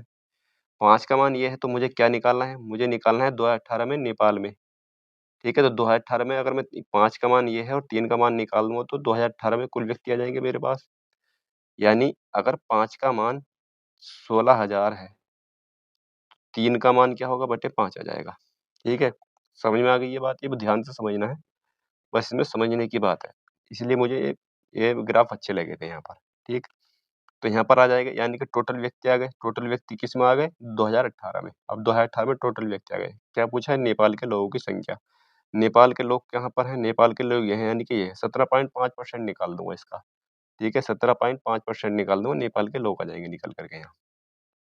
ठीक है? 17.5% निकाल दूँगा, नेपाल के लोग आ जाएँगे। ये 2 सिफर से और ये वाले 2 सिफर कट जाएँगे यहाँ पर। ठीक है भई? 2 सिफर कट जाएँगे और मेरे पास जो अब इस वाले सिफर से ये पॉइंट भी कट जाएगा मेरा यहाँ पर। 16 तिया 48 आ जाएगा यहाँ पर। 16 तिया 48 और 5 से इसकी गुणा करूँगा तो ये आ जाएगा भाग करूँगा 5 तिया 15 और 5 पंजे 25।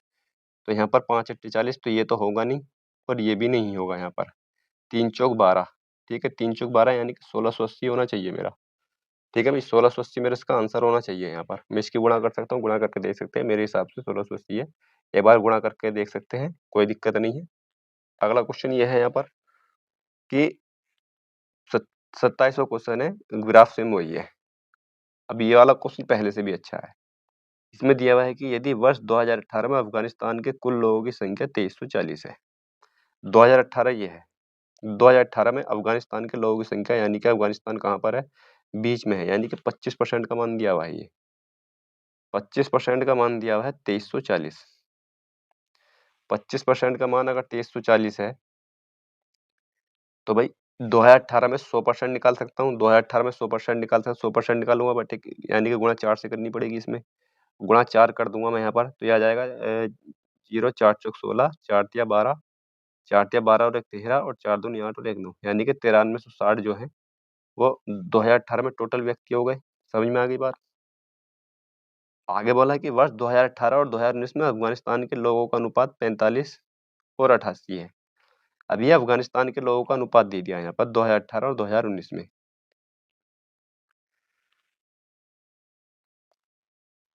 ठीक है भई, इतनी बात समझ में आ गई? अब यहाँ पर ये अनुपात दे दिया गया है, तो यहाँ पर जो दिया है कि 2019 में अफ़गानिस्तान के लोगों का अनुपात 45 और 88 है। 2018 में 45 है, 2018 में कितने हैं भई? 2340 है। यानी कि यहाँ पर 45 का मान कितना है? 45 का मान यहाँ पर 2340 है, तो 88 का मान कितना हो जाएगा? 88 का मान मुझे निकालूँगा यहाँ से, 5 से इसको काटूँगा, 5 नम 45, 5 से इसको काटूँगा, 5 चौक 20 और 5 छम 30 और 5 अट्ठे 40। 9 से कट रहा है, हाँ 9 से कट रहा है अभी, 9 पंजे 45 और 9 दूनी 18। 52 की और 88 की अगर मैं गुणा करता हूँ, 52 के 88 की अगर मैं गुणा करता हूँ तो ये 45 76 आ जाएगा यहाँ पर। ठीक है भाई, 45 76 आ जाएगा 52 की, और मैं 88 की गुणा करता हूँ तो यानी कि 45 76 जो है, 45 76 वो व्यक्ति हैं जो यहाँ पर, मैंने किसका मान निकाला यहाँ पर, 88 का मान निकाला, यानी कि 2019 में अफगानिस्तान के लोगों की संख्या है 2019 में 4576। 2019 में अफगानिस्तान के लोगों की संख्या, यानी कि 2019 में अफगानिस्तान कौन से है, 40 है, यानी कि 40% का मान निकल के आ गया ये। अगर 40% का मान ये है, 45 76 40% का मान है, तो 100% का मान कितना हो जाएगा भाई? 100% का मान निकालने के लिए मैं क्या करूँ, बटे 40 कर दूंगा यहाँ पर। ये जीरो कट जाएंगे दोनों, 2 दूनी 4 2 पंजे 10। ठीक है, 2 से इसको काटूंगा, 5 से गुणा कर दूंगा, 2 दूनी 4 2 दूनी 4 2 अट्ठे 16 2 अट्ठे 16 यहाँ पर। ठीक है, और गुणा कर दूंगा यहाँ पर 5 से। तो इसकी मैं अगर करता हूँ 5 अट्ठे 40 5 अट्ठे 40 4 44 5 दूनी 10 4 14 5 दूनी 10 और 11 11,440 आ जाएगा।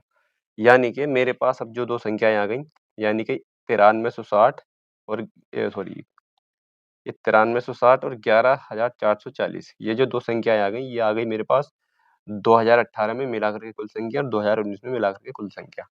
इनको जोड़ दूंगा, इसमें यही पूछा है कि 2019 में और 2018 में मिलाकर के संख्या कुल कितनी है। तो इनको जोड़ने पर जो मेरा बनना चाहिए, क्या बनना चाहिए, 9 और 1 20 के समथिंग बनना चाहिए।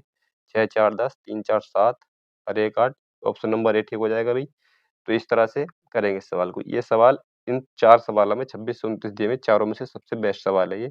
ठीक है, अगला क्वेश्चन ये है यहाँ पर, यदि 2018 से 2022 तक सभी दिए गए वर्षों में कुल व्यक्तियों का अनुपात इतना है। 2018 से लेकर 2022 तक कुल व्यक्तियों का अनुपात 2 2 3 3 4 और 5 के अनुपात में है। तो यहाँ पर इनका प्रतिशत देखेंगे, 2018 से 2022 तक सभी दिए गए वर्षों में कुल भारतीयों का अनुपात, तो भारतीयों का प्रतिशत कितना है, भारतीयों का, भारत वाले ये हैं यहाँ पर 57.5% है। ठीक है, और यहाँ पर है 45 है, इसके बाद 35 है, इसके बाद 27.5 है, और इसके बाद यहाँ पर 20% है। ठीक है, ये थोड़ा सा लिखने में गड़बड़ हो गई है यहाँ पर। तो यहाँ पर हमें इसका रेशियो निकालना है। रेशियो निकालने के लिए इसको मैं दुगुना कर दूंगा, 57 दूनी 114 115 आ जाएगा। अगर ये 115 है तो ये मेरा आंसर नहीं हो सकता, ये मेरा आंसर नहीं हो सकता, क्योंकि ये 23 का मल्टीपल है यहाँ पर। ठीक है, तो इन दोनों में से कोई सा मेरा आंसर है। तो मैं दूसरे को चेक नहीं करूंगा, इस वाले को मैं तीसरे को चेक कर सकता हूँ, इसको भी कर सकता हूँ, इसको भी कर सकता हूँ। ठीक है, तो यहाँ पर देखता हूँ, तो यहाँ पर 5 दूनी 10 100 आएगा यहाँ पर। ठीक है, तो 30 तो मल्टीपल है नहीं, 20 मल्टीपल है, ऑप्शन नंबर सी ठीक हो जाएगा इसका। इस तरह से कर लें, कोई दिक्कत, इन सबको भी निकाल करके देख सकते हैं। अगला क्वेश्चन ये है, यदि वर्ष 2019 में खाड़ी में कुल भारतीयों की संख्या वर्ष 2022 में खाड़ी में अफगानिस्तान के कुल लोगों की बराबर, तो संबंधित वर्षों में खाड़ी में नेपाल के लोगों का अनुपात बताना है, कितना होगा यहाँ पर। ठीक है भाई, तो यहाँ पर 2019 में खाड़ी में कुल भारतीयों की संख्या, 2019 में खाड़ियों की कुल संख्या का इसमें अनुपात बराबर दिया हुआ है यहाँ पर। तो 2019 में अगर मैं देखूँ भारतीयों की संख्या यहाँ पर कितनी है भाई, ये है 45%। अगर मैं टोटल संख्या ए मान लूँ तो 45% भारतीयों की हो जाएगी भाई। ठीक है, ये किसके बराबर है, 2022 में अफगानिस्तान की, इसकी 2022 की मैं टोटल संख्या बी मान लूँ, तो यहाँ पर अफगानिस्तान की कितनी हो जाएगी, अफगानिस्तान के कितने लोग हैं भाई, अफगानिस्तान के लोग हैं यहाँ पर 30। ठीक है, 30%। तो ये रेशियो आ जाएगा निकल के यहाँ पर, तो यहाँ पर आ जाएगा 15 या 45, ए का मान यहाँ पर आ जाएगा 15 दूनी 30, ए का मान 2 आ जाएगा और बी का मान यहाँ पर 3 आ जाएगा। तो सवाल में पूछा है, तो संबंधित वर्षों में खाड़ी में नेपाल के लोगों की संख्या, यानी कि यहाँ पर अगर ये नेपाल की संख्या 2 है 2019 में टोटल संख्या अगर 2 है, तो नेपाल के कितने हैं भाई, नेपाल के हैं 15%। तो यहाँ पर 15 कर दूंगा, और इन दोनों का मुझे रेशियो लेना है, यहाँ पर रेशियो लेना है, और कुछ मुझे चाहिए ही नहीं था इसमें। तो यहाँ पर मैं कर दूंगा रेशियो, बी का कितना था भाई, 3 था यहाँ पर, 3 गुणा ये किसमें है, 2022 में, 2022 में नेपाल के कितने हैं भाई, नेपाल के 50 है, गुणा 50 कर दूंगा, यहाँ पर यही रेशियो चाहिए था मुझे। तो यहाँ से कट जाएगा, 5 से काटूंगा, 5 या 15, और ये 10 बार जाएगा, यानी कि 6:30 आ जाएगा, या 1:5 आ जाएगा भाई, 1:5 आ जाएगा, ऑप्शन नंबर भी ठीक हो जाएगा। ये सवाल भी अच्छा है। अगला क्वेश्चन ये है यहाँ पर, दो संख्याओं का योग 50 है और दो संख्याओं का लघुत्तम समानता और महत्तम समापवर्तक दिया हुआ है, तो संख्याओं का व्युत्क्रम का योग बताना है। कुछ नहीं है इस सवाल में, डायरेक्टली कर लेंगे इसको, 50/5 गुणा 180 आ जाएगा। ठीक है, कुछ नहीं इस सवाल में, इसको इससे काटूँगा तो 5 से 5 कट जाएगा, 1/18 इसका आंसर आ जाएगा। डायरेक्टली तो इस तरह से कर दूँगा, कोई दिक्कत नहीं, लेकिन चलो उसको मैं बता रहा हूँ करते कैसे हैं। यहाँ पर 2 संख्याएँ हैं, a प्लस b, इनका योग कितना है 50 है, ठीक है? और इनके लघुत्तम समापन, महत्तम समापन तो 5 और 80 है यहाँ पर, यानी कि यहाँ पर a गुणा b, ये दोनों संख्याओं का गुणनफल कितना होगा, लघुत्तम समापवर्तक और महत्तम समापवर्तक की गुणा होती है। तो मैंने डायरेक्टली कैसे रख दिया था, डायरेक्टली इसलिए रख दिया था क्योंकि यहाँ पर जो अगर इनका व्युत्क्रम का योग निकालेंगे तो व्युत्क्रम का योगफल ये होता है यहाँ पर, ठीक है भाई, यही तो होता है। अगर मैं इसको देखूँ तो a प्लस बी बटे ए बी बन रहा है यहाँ पर ये, ठीक है। a प्लस बी मैंने डायरेक्ट यहाँ पर मान रख दिया था इसका योग, और यहाँ पर इनकी गुणा रख दी थी, तो ये मैंने डायरेक्ट कर दिया था, इस तरह से कर लेंगे, कोई दिक्कत। आगे बोला यहाँ पर एक व्यक्ति 4 किलोमीटर की चाल से 4 किलोमीटर प्रति घंटे की चाल से चलते हुए एक निश्चित दूरी को 6 घंटे 15 मिनट में तय करता है। स्पीड दी हुई है, स्पीड कितनी दी है अभी, 4 किलोमीटर प्रति घंटा दी हुई है, 4 किलोमीटर प्रति घंटा, और यहाँ पर टाइम दिया हुआ है, टाइम दिया हुआ है 6 घंटे 15 मिनट, यानी कि 15/60, यानी कि इसको मैं 15 चौका 60, 25/4 लिख सकता हूँ। क्यों भाई, कोई दिक्कत? 25/4 लिख सकता हूँ इसको। तो समान दूरी को, यानी कि तो यहाँ पर दूरी कितनी हो जाएगी, दोनों की गुणा कर दूंगा, यहाँ पर ये कितना घंटे में आ गया, दोनों की गुणा कर दूंगा, 4 से 4 कट जाएगा, यानी कि जो डिस्टेंस है वो 25 किलोमीटर की है, ठीक है, 25 किलोमीटर की है। बोला है कि इसी दूरी को 5 घंटे 10 मिनट में साइकिल से तय करने के लिए स्पीड क्या होनी चाहिए। 25 किलोमीटर की दूरी है और उसे करनी है साइकिल से 5 घंटे 10 मिनट में। 5 घंटे 10 मिनट का मतलब होता है 6 पंजे 30 और 31/6, ठीक है। 31/6 होता है यहाँ पर, 6 मेरा ऊपर चला जाएगा और नीचे रह जाएगा मेरा 31 यहाँ पर। इसकी इससे गुणा करूँगा, 6 पंजे 30 और 6 दूनी 12 और 3 15, ठीक है। 12 और 3 15 आ जाएगा, बटे में आ जाएगा 31।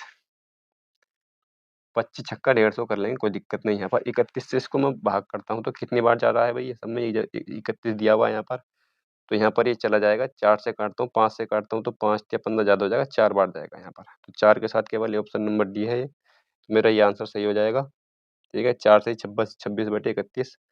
अगला क्वेश्चन ये है कि एक 22.5 मीटर ऊंचा तंबू एक अर्धगोले के ऊपर एक शंकु के छिन्नक के आकार का है। यदि छिन्नक के ऊपरी और निचले वृत्ताकार सिरों का व्यास क्रमशः 21 मीटर और 39 मीटर है, तो तंबू बनाने के लिए इस्तेमाल किए गए कपड़े का क्षेत्रफल ज्ञात करना है। तो कुल मिलाकर के इस तरह के क्वेश्चन को स्किप करना है पहली बात तो, ठीक है, क्योंकि बहुत कम ऐसे बच्चे होंगे जिसको शंकु के छिन्नक के फॉर्मूले पता होंगे, ठीक है। शंकु के छिन्नक के फॉर्मूले पता होंगे, तो छिन्नक के फॉर्मूले पता होने चाहिए, तभी हम इसको कर सकते हैं। तो यहाँ पर किसकी कपड़े की जरूरत पड़ रही है, कपड़े की, तो कपड़े की जरूरत पड़ेगी वक्र पृष्ठ पर, तो हमें यहाँ शंकु के छिन्नक का वक्र पृष्ठ की आवश्यकता पड़ेगी यहाँ पर, ठीक है। आवश्यकता पड़ेगी इसकी वक्र पृष्ठ की, तो वक्र पृष्ठ का पता होना चाहिए। पहली बात तो हमें यहाँ पर देखना सवाल में क्या कह रहा है। यहाँ पर बोला कि एक 22.5 मीटर ऊंचे तंबू, यानी कि एक तंबू है, इस तरह का तंबू है वो, ठीक है,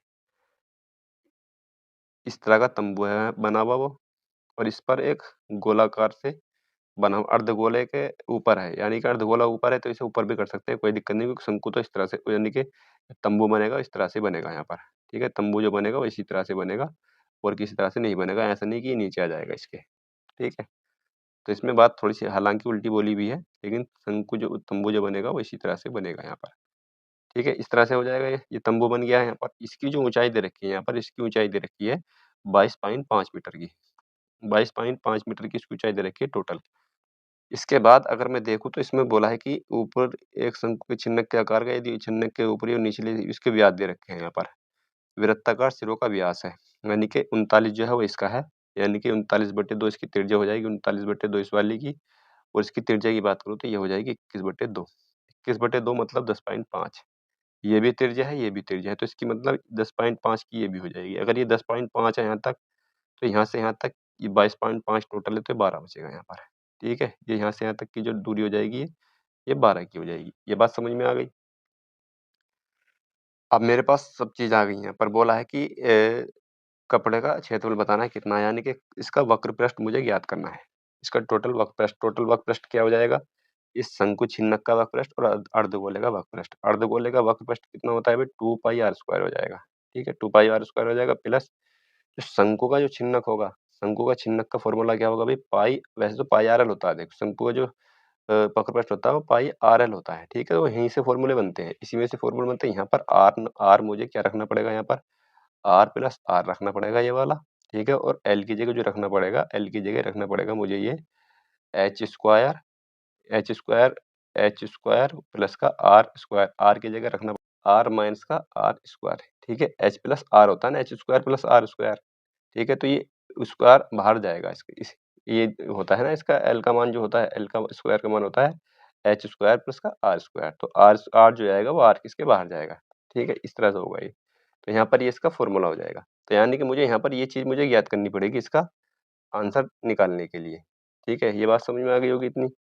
अब यहाँ पर इसमें मुझे मान रखने हैं, पर पाई तो दोनों जगह कॉमन है, ठीक है। पाई मैं बाहर निकाल दूंगा यहाँ से, पाई मेरा बाहर आ जाएगा तो यहाँ पर मेरा 2r स्क्वायर बचेगा, ठीक है। 2r आर का मान कितना है, यहाँ पर आर का मान है इसका 10.5, यानी कि 2 गुणा 21/4 आ जाएगा यहाँ पर, 21 का वर्ग बटे 2, 21 का वर्ग बटे 2 करूंगा यहाँ पर, ठीक है।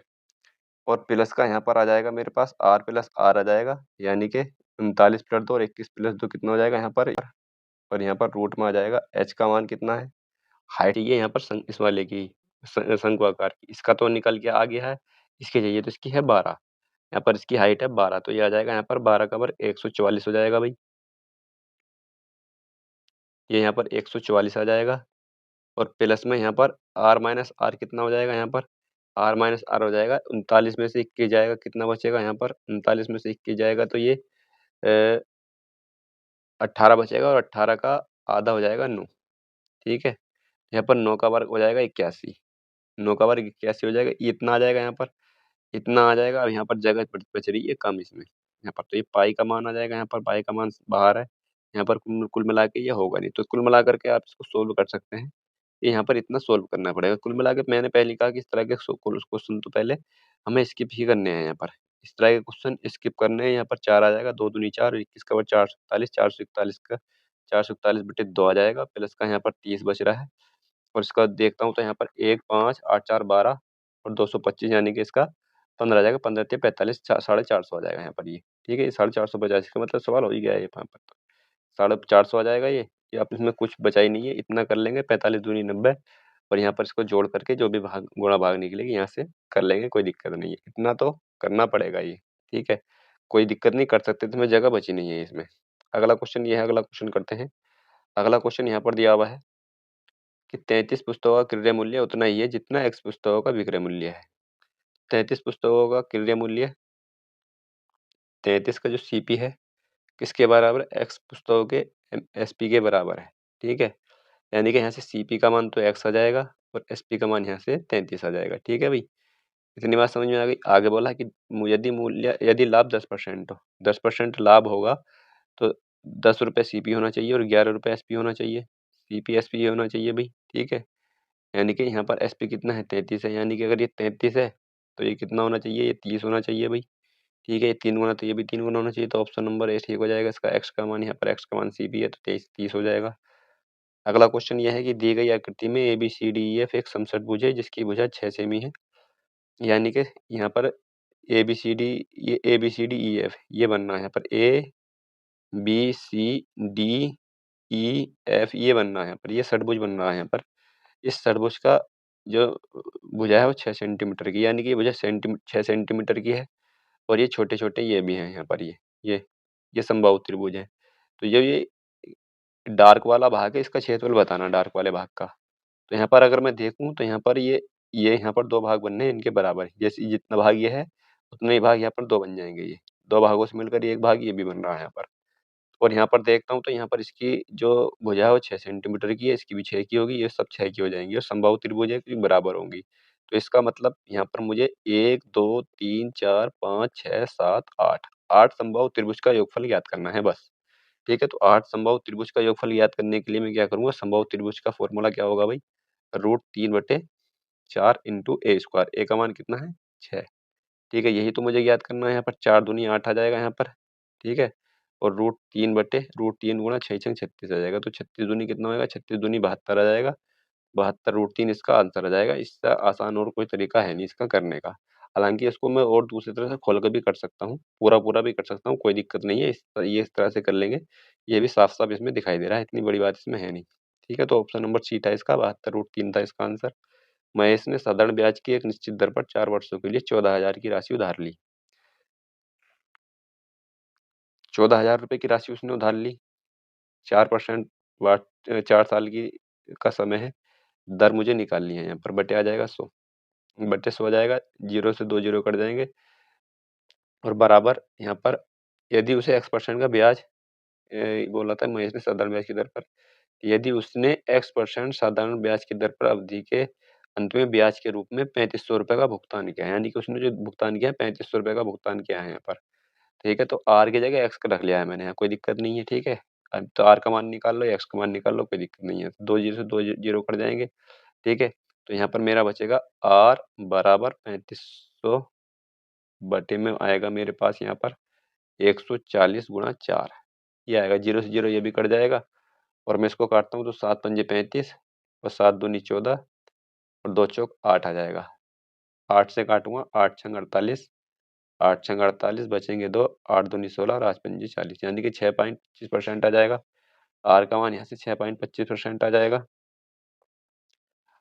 या एक्स का मान भी बोल सकते हैं इसको। अगला क्वेश्चन यह है कि यदि n बराबर 75 है तो इसका मान बताना है 50 पदों तक का, इसका योगफल क्या होगा।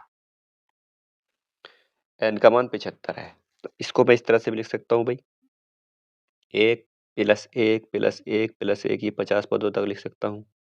और माइनस का इस तरह से भी लिख सकता हूँ इसको, 1 बटे n, और ये सब प्लस के हो जाएंगे 2 बटे n, और यहाँ तक 50 बटे n तक ही। ठीक है, 50 बटे n तक इस तरह से लिख सकता हूँ इसको। 1 से 50 पदों का योगफल कितना होगा, 1 से लेकर 50 पदों तक का योगफल तो 50 ही हो जाएगा, सब एक एक है तो। ठीक है, 50 हो जाएगा। माइनस का यहाँ से मुझे दिख रहा है कि 1 बटे n भी कॉमन बाहर आ रहा है यहाँ पर, 1 बटे n कॉमन यहाँ से बाहर आ रहा है, तो मेरे पास केवल यहाँ पर 1 प्लस 2 प्लस 3, ये 50 पदों तक आ जाएगा यहाँ पर, कोई दिक्कत।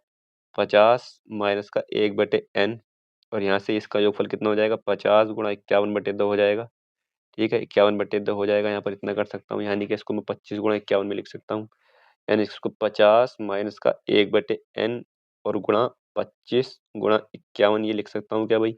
n का मान यहाँ पर 75 दिया हुआ था तो n की जगह 75 भी लिख सकता हूँ, n की जगह 1 बटे 75 लिख सकता हूँ, यहाँ पर 75 लिख दूंगा। ठीक है, 25 या 75, 3 से इसको काटूंगा, 17 ते 51, 50 में से 17 जाएगा, 33 बचेगा, जो कि ऑप्शन नंबर बी में है, ठीक हो जाएगा। अगला क्वेश्चन यहाँ पर यह है, यदि 2800 रुपये पर 10% की वार्षिक दर से 3 वर्षों में प्राप्त साधारण ब्याज x है। सेम सवाल है अभी जो इससे पहले सवाल आया था ना, कौन सा सवाल था, इससे पहले जो सवाल था बिल्कुल सेम है, उस तरह से कर लेंगे, कोई दिक्कत नहीं है इसकी। ए और बी मिलकर किसी काम को 6 दिन में पूरा करते हैं, ये भी सवाल आसानी है, इसमें भी कुछ नहीं है, ये 6 दिन में कर रहे हैं, ए अकेले उसको 7 में 2 दिन में कर रहा है, और इनकी अगर एलसीएम निकाल तो 42 आ जाएगा, 6 सत्ते 42 और 7 छंग 42 आ जाएगा। ए की 6 है तो बी की 1 हो जाएगी, तो बी अकेले उसको 42 दिन में कर देगा, बहुत आसान। अगला क्वेश्चन यह है, यहाँ पर व्यंजक इसका मान ज्ञात करना है। इसमें ज्ञात करने के लिए क्या करना पड़ेगा, इसका पॉइंट हटाएंगे, सी पर बढ़ाएंगे, 25 चौका 100 आ जाएगा। ठीक है, इस तरह से पॉइंट हटा करके इसमें से कर लेंगे, इसको जोड़ देंगे, हटा देंगे, कुछ नहीं है इसमें भी। अगला क्वेश्चन ये दिया हुआ है, अगला क्वेश्चन इस तरह से है, इसमें बताने ये अच्छा क्वेश्चन है, इस तरह ये क्वेश्चन करने चाहिए वैसे। तो यहाँ पर ये दिया हुआ है, इसको हम इस तरह से लिख सकते हैं, 12 की पावर 1/3, 29 की पावर 1/4, और यहाँ पर 5 की पावर 1/2 भी लिख सकता हूँ मैं इसको। ठीक है, ये इसको मैं इस तरह से 2, 4, 3 का एलसीएम लेकर के काट दूंगा, 12 से इसको दुगुना कर दूंगा, तो यहाँ पर आएगा मेरे पास 12 इनका एलसीएम आ जाएगा, 2, 4, 3 का एलसीएम 12 आ जाएगा। यहाँ पर इसको मैं 12 की पावर 4 लिख सकता हूँ, 3 चौक 12 हो जाएगा, 29 की पावर 3 आ जाएगा यहाँ पर, या इसको 5 की पावर 6 भी लिख सकता हूँ। इसको मैं क्या लिख सकता हूँ, 112 का वर्ग 144, 144 गुणा 144 लिख सकता हूँ भाई इसको मैं। इसको 29 लिख सकता हूँ भाई। इसको मैं लिख सकता हूँ 125 गुणा 125। ठीक है, इस तरह से लिख सकता हूँ, कोई दिक्कत इसमें। मैंने एक चीज बताई थी, मैंने इन सवालों में एक चीज बता रखी है, जैसे मैंने लिखा 1/2 और लिखा मैंने 1/5, तो इसमें से छोटी बड़ी संख्या कौन सी है भाई।